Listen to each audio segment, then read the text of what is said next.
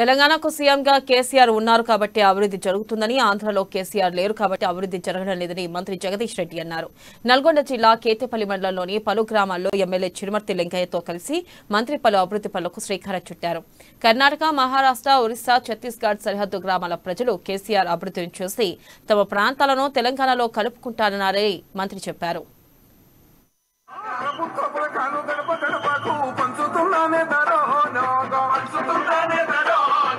అదేవిధంగా గౌరవ రాజ్యసభ సభ్యులు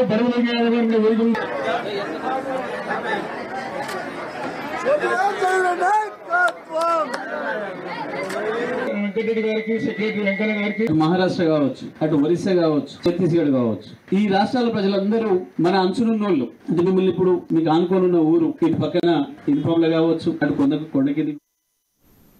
ఇక కళ్యాణ్ లక్ష్మి, షాదీ ముబారక్, కేసీఆర్ కిట్ ద్వారా ఎంతో మంది పేదలు లబ్ధి పొందారన్నారు. కేవలం రైతు బంధు డబ్బుల కోసం తెలంగాణలో సరిహద్దు గ్రామాల రైతులు భూములు ఇక్కడ కొంటున్నారని వెల్లడించారు.